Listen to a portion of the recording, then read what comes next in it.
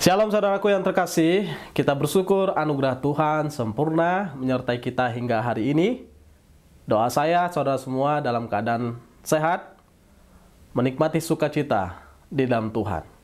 Firman Tuhan adalah terang bagi kehidupan kita, sehingga memang kita memerlukan kebenaran firman Tuhan supaya kita tidak salah arah dan tersesat di jalan kehidupan. Mari kita perhatikan Yakobus pasal yang kedua, ayat pertama sampai dengan ayat yang ketiga. Saya akan membaca buat kita. Saudara-saudaraku, sebagai orang yang beriman kepada Yesus Kristus, Tuhan kita yang mulia, janganlah iman itu kamu amalkan dengan memandang muka. Sebab jika ada seorang masuk ke dalam kumpulanmu dengan memakai cincin emas dan pakaian indah, dan datang juga seorang miskin ke situ dengan memakai pakaian buruk. Dan kamu menghormati yang berpakaian indah itu dan berkata kepadanya, "Silahkan Tuan duduk di tempat yang baik ini." Sedang kepada orang yang miskin itu kamu berkata, "Berdirilah di sana," atau "Duduklah di lantai ini dekat tumpuan kakiku." Firman Tuhan mengajarkan kepada kita bahwa memang kita harus mengasihi Tuhan dengan segenap hati kita, dengan segenap jiwa kita, dengan segenap kekuatan kita, dan dengan segenap akal budi kita. Tapi jangan lupa, ada hukum yang tidak terpisahkan yang sama dengan itu adalah kasihilah sesama manusia seperti dirimu sendiri. Memang tidak semua dari kita dipanggil untuk melakukan hal-hal yang besar, proyek-proyek yang besar daripada Tuhan. Tetapi ingat bahwa kita dipanggil oleh Tuhan melakukan hal-hal yang kecil dengan kasih yang besar. Maka sebetulnya apapun yang kita lakukan, harus kita lakukan dengan kasih. Mau itu proyek yang besar, mau itu pelayanan yang besar, mau segala sesuatu yang besar yang Tuhan percaya kepada kita, harus melakukan dengan kasih. Atau termasuk juga pelayanan-pelayanan yang kecil. Nah, kalau ada kasih di sana, maka indahlah pelayanan kita, peribadatan kita, dan amal kita. Sehingga dalam bagian ini dikatakan bahwa saudara-saudaraku, sebagai orang yang beriman kepada Yesus Kristus, Tuhan kita yang mulia, janganlah iman itu kamu amalkan dengan memandang muka. Jadi Yakobus sadar betul bahwa kehidupan jemaat adalah kehidupan yang sangat indah bila diikat dengan kasih. Tapi menjadi tidak indah ketika di dalam jemaat itu orang mulai menggolong-golongkan. Hal ini tentunya bukan hanya terjadi pada jemaat yang di perantauan dalam tulisan Yakobus, tetapi juga Paulus pernah menulis di dalam Korintus, bagaimana jemaat yang menganggap dirinya beriman kepada Tuhan, menganggap dirinya sebagai orang yang pintar secara pengetahuan, tapi kelakuan kehidupan mereka memandang muka, mereka menggolong-golongkan. Sehingga dikatakan, ada yang berkata, "Aku dari golongan Paulus." Wah, mereka berharap Paulus senang karena ada orang yang menggolongkan diri sebagai golongan Paulus, seorang pemikir, pemahaman teologinya luar biasa, pengajarannya luar biasa. Ada yang berkata, "Saya dari golongan Apolos." Kenapa? Karena memang Apolos ini seorang yang lincah, bertutur kata, fasih lidah. Jadi dia adalah orang yang mempunyai pemikiran-pemikiran yang sangat segar. Tidak sama seperti Paulus. Sehingga mereka berkata, "Kok kami dari golongan Apolos?" Karena fasih lidah, karena dia bisa mengatur kata-kata dengan luar biasa. Tapi juga ada berkata, "Kami dari golongan Kefas, Petrus." Karena Petrus adalah pemimpin daripada murid-murid dari golongan orang yang dituakan, yang sangat dihormati sebagai pemimpin jemaat. Karena Yesus Kristus juga pernah berkata, "Di atas batu karang yang teguh ini, saya dirikan jemaatku." Menunjukkan bahwa Petrus mempunyai otoritas dia sebagai soko guru yang memang pemimpin daripada gereja. Oh, mereka mau bahwa mereka digolongkan sebagai golongan Petrus. Ada yang juga berkata, kami dari golongan Kristus. Wah, luar biasa ya. Kenapa Kristus? Karena dialah guru di atas segala guru. Karena dialah pemimpin yang akan membawa mereka ke dalam suatu kerajaan yang besar, yang luar biasa. Apakah benar pemahaman seperti ini? Terlihat sekilas sepertinya rohani. Karena mereka mengagungkan orang-orang yang dipakai oleh Tuhan. Termasuk juga Kristus. Wah, ini Yesus Kristus Tuhan kita. Kami golongan dia saja, tidak yang lain. Terlihat sangat rohani, tapi kacau. Kenapa? Karena sebetulnya motivasinya adalah mereka tidak suka dengan ini, lalu suka dengan itu. Mereka kemudian memisah bedakan, menggolong-golongkan. Jadi perbedaan bukan merupakan suatu kekayaan, sehingga menciptakan suatu keberagaman yang penuh dengan keagungan, sehingga orang memuliakan nama Tuhan. Tapi justru perbedaan menjadi pemisahan bagi mereka. Menjadi sekat, menjadi tembok, menjadi penggolong-golongan, pengelompok-pengelompokan satu sama lain. Sehingga tidak indah. Mereka hanya mau warna mereka sendiri, tidak mau warna yang lain. Bagi mereka yang benar adalah ini. Padahal, siapa orang-orang ini yang mereka golong-golongkan? Yang mereka golong-golongkan ini adalah orang-orang yang sama-sama melayani Tuhan, Allah yang hidup. Mereka sama-sama berjerih lelah untuk satu tujuan, kemuliaan nama Tuhan. Terlihat, oh saya ini sangat rohani, tapi kehidupan kelakuan sangat rapuh, bahkan tidak menarik. Sehingga memang ada sentilan bagaimana Mahatma Gandhi kecewa terhadap gereja. Karena gereja berkata bahwa, oh ini hanya untuk orang kulit putih, sehingga kulit hitam tidak diterima dalam kelompok itu. Nah, di dalam kehidupan berbangsa di Amerika sangat kental sekali bagaimana kelompok kulit putih dan kelompok kulit hitam sangat ada pemisahan di dalam berbagai lini kehidupan.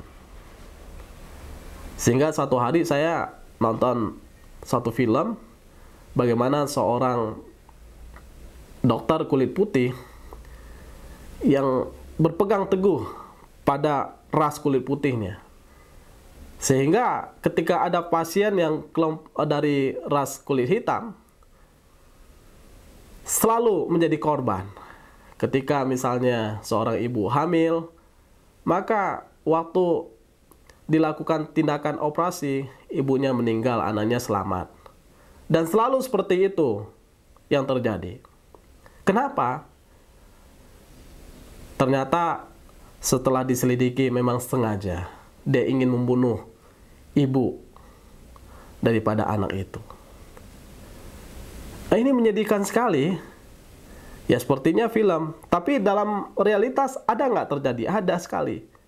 Kita bisa perhatikan bagaimana realitas. Bukan hanya di ujung langit sana terjadi, atau di seberang laut sana terjadi, tetapi juga ternyata dekat dengan kita, di sekitar kita, di tengah-tengah gereja. Jangan kira ini terjadi di perusahaan saja atau di lingkungan komplek kita tinggal.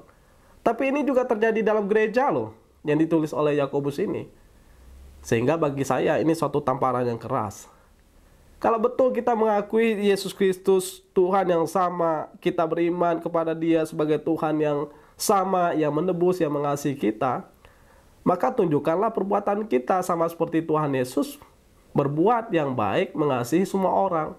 Orang kaya dikasih oleh Dia, Matius, Sakeus, banyak sekali orang-orang kaya kemudian menjadi pengikut Kristus.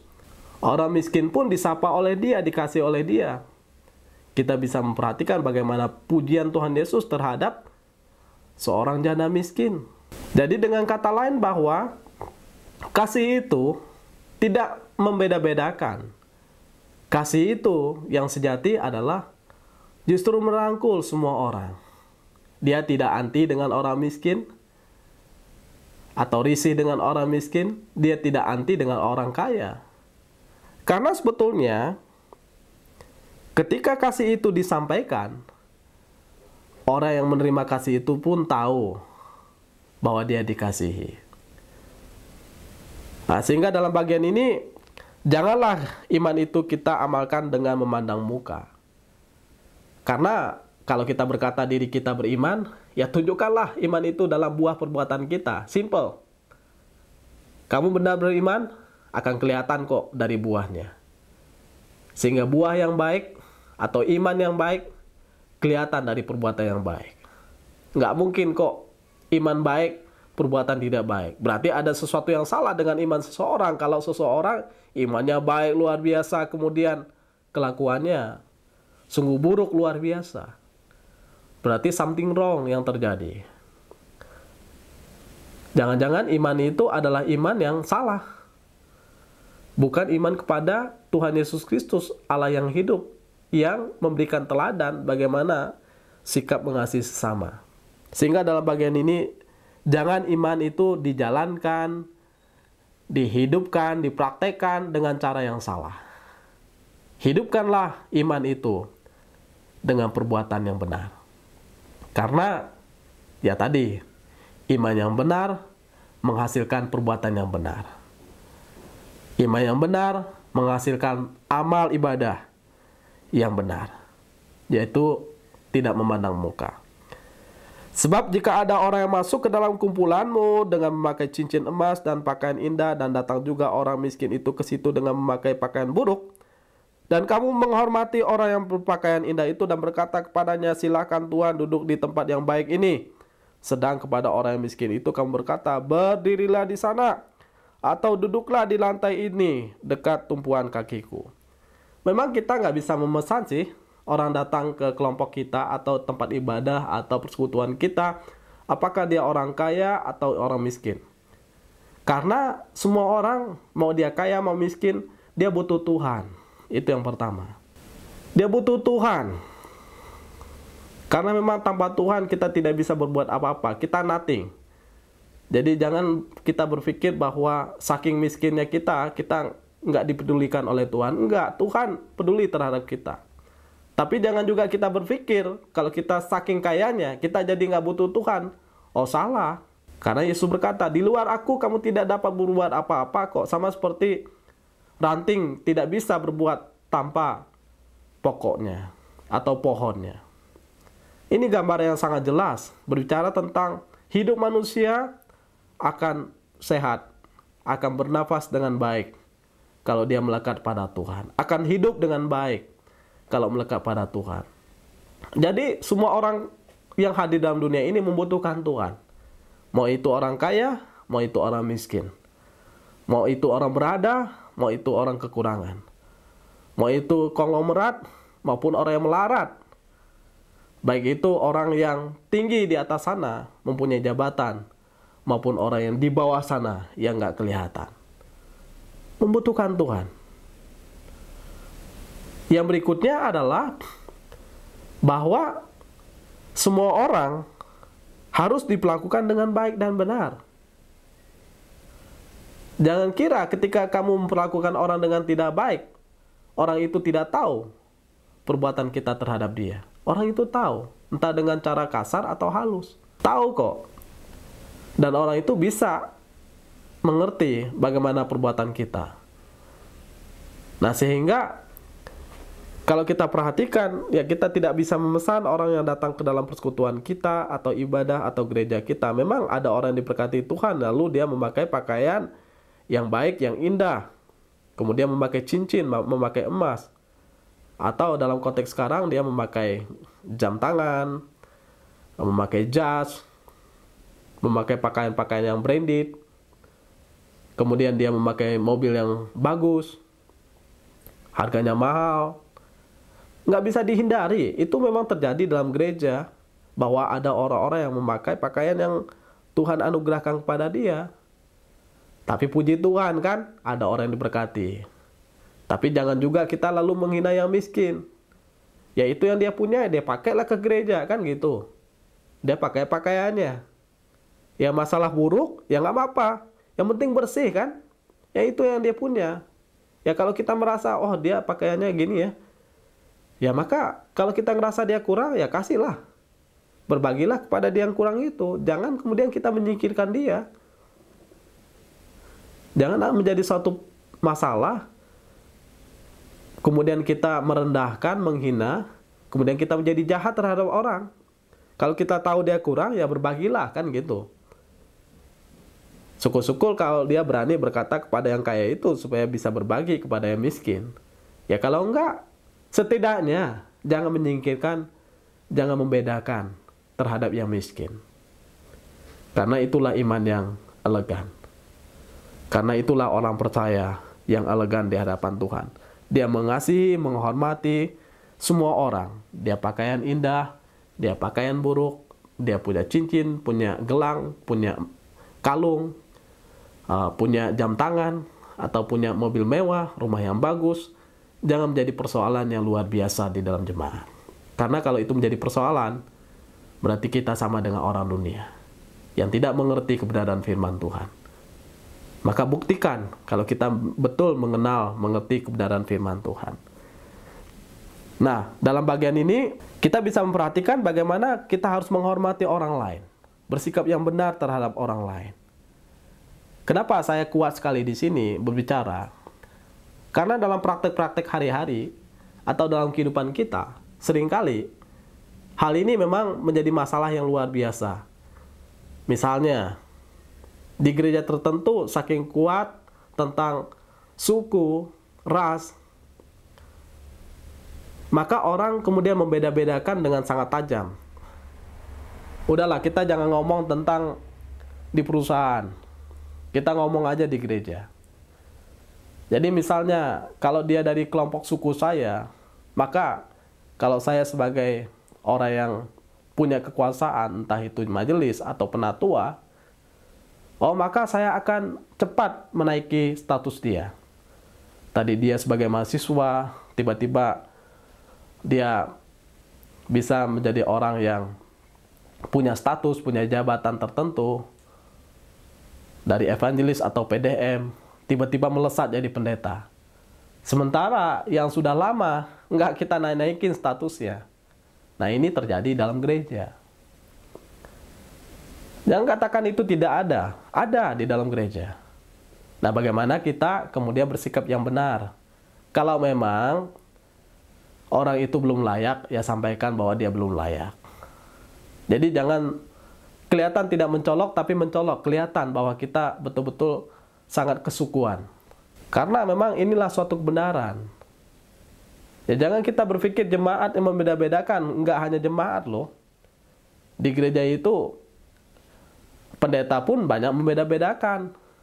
Nanti dia lihat jemaat ini jemaat yang baru. Dia lihat lagi, dia datang ke sini bawa apa? Dia naik mobil apa naik motor? Dia jalan kaki atau naik angkot? Nah itu menjadi suatu pengelompokan loh dalam gereja. Dia belum tahu bahwa ternyata orang ini orang kaya raya meskipun dia jalan kaki. Tapi karena dia belum tahu, maka awalnya dia bersikap biasa-biasa saja atau sinis. Tapi kemudian karena dia tahu ini orang kaya, dilayani luar biasa. Ini yang terjadi dalam gereja. Sama seperti misalnya, kalau ada orang yang membutuhkan pelayanan, yang kita lakukan pelayanan, entah dia orang tua, entah dia orang sakit, jangan cuekan dia. Mungkin dia hari ini belum bisa datang ke gereja, karena memang pergumulan, karena memang sakit, karena memang usia. Tapi tolonglah, perhatikan dia, karena dia memang jemaat yang perlu diperhatikan. Jangan sampai kalau sudah meninggal kita ribut. Ini harus dilayani oleh gereja saya, karena dia jemaat saya. Pakemnya adalah kita harus memakamkan dia. Kalau enggak kita enggak mau melayani. Jangan begitu. Kalau saudara bersikap seperti itu, berarti saudara tidak menjalankan kebenaran firman Tuhan. Ya kenapa saya keras dalam hal ini ya? Karena memang ini terjadi kok dalam gereja. Jangan katakan ini nggak terjadi. Saya pun menghadapi situasi-situasi seperti ini. Dan saya mau belajar bahwa kita harus menghargai semua orang. Kalau betul kita pelayan Tuhan, maka kita memandang semua jemaat Tuhan yang Tuhan percayakan kepada kita dengan tepat, dengan penuh kasih, dengan penuh hormat, dengan sikap yang benar. Malah ada di gereja tertentu dikatakan, seorang sharing kepada saya, "Pak, kalau di gereja kami, Pak," katanya, "kalau ada komsel atau ada persekutuan di rumah tangga, jemaat itu membeda-bedakan loh rumahnya. Kalau rumahnya orang kaya, wow, semuanya datang. Tapi kalau rumahnya orang yang biasa-biasa atau orang miskin, sedikit sekali yang datang." Malah kadang-kadang gini, yang terjadi adalah kalau ada jemaat yang miskin yang meninggal, yang disuruh melayani adalah asistennya atau evangelis atau PDM. Tapi kalau jemaat yang kaya harus pendeta senior, harus pendeta besar gitu kan. Nah, ini yang memang saya pikir memalukan kalau gereja ada di situ. Maka waktu saya baca ini, waduh, tersentak. Saya berpikir bahwa ya memang itulah gereja. Harus terus belajar kebenaran firman Tuhan, supaya kita tahu bahwa iman ini bukan hanya sekedar status sebagai seorang hamba Tuhan ya. Tapi semua kita sebagai jemaat, bahwa iman itu jangan kita amalkan dengan memandang muka. Mau dia orang besar, mau dia orang kecil, mau dia orang kaya, mau orang biasa, mau seorang pejabat, orang melarat, konglomerat, yang tidak punya apapun, kita harus hormati mereka. Sama seperti Tuhan menghargai mereka. Karena Tuhan datang ke dunia ini kan bukan hanya cari orang kaya kan. Justru Tuhan Yesus berkata, "Saya datang untuk mencari dan menyelamatkan yang hilang." Orang yang tersesat, yang membutuhkan belas kasihannya. Jadi janganlah kita membeda-bedakan. Nah, bagaimana kita tahu membedakan? Ya dari cara kita berperilaku. Ya misalnya kalau orang itu datang ke perkumpulan kita, maka dengan serta-merta kita berkata kepada orang yang memakai pakaian yang indah, atau orang kaya, atau orang punya jabatan, oh dengan cepat kita ngambil kursi, kita kasih slot yang terbaik buat dia. Sementara orang yang miskin datang, kita diam-diam aja. Nah, itu nggak boleh. Jadi kepada orang kaya dikatakan, "Silahkan Tuan." Wah, dia ngomong ya, Tuan. Ini kan bicara tentang status, berarti tinggi kan? "Silakan Tuan duduk di tempat yang baik ini." Waduh, tempat yang baik loh. Tempat yang terhormat. Jadi dia sediakan. Kemudian dia duduk di tempat yang biasa tentunya. Nah, sementara perlakuan dia terhadap orang miskin itu berkata, "Berdirilah di sana. Pojok sana no," katanya. "Kamu berdiri sana." Kemudian, atau kalau enggak, ya udah deh, duduk di lantai dekat tumpuan kaki saya. Nah, ini kan kurang ajar kan? Kepada yang kaya raya, dia hormati luar biasa, kasih tempat duduk yang istimewa, menyebutnya Tuan. Tapi kepada yang miskin, dia nggak beri perilaku seperti itu loh. Dia nggak katakan, "Hai tuanku," nggak begitu. Tapi dengan serta-merta, "Duduklah di lantai," atau berdirilah di sana. Jadi dalam bagian ini memang inilah yang terjadi secara fakta. Sehingga saya berharap bahwa setelah kita mendengar kebenaran ini, jangan lagi kita berperilaku seperti itu. Baiklah kita menjadi orang percaya yang bijak, hidup mengamalkan iman, menyenangkan hati Tuhan, dan mengasihi sesama kita. Sehingga sebagaimana saya ingin diperlakukan, begitulah juga saya memperlakukan sesama saya. Sebagaimana saya memperlakukan orang kaya, begitulah juga saya memperlakukan orang yang miskin.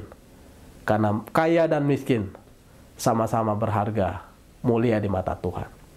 Kiranya bagian firman Tuhan ini meneguhkan hati kita, menolong pemahaman kita, supaya hidup kita berubah menjadi berkat, jawaban, bahkan terang dalam kehidupan. Terpujilah nama Tuhan.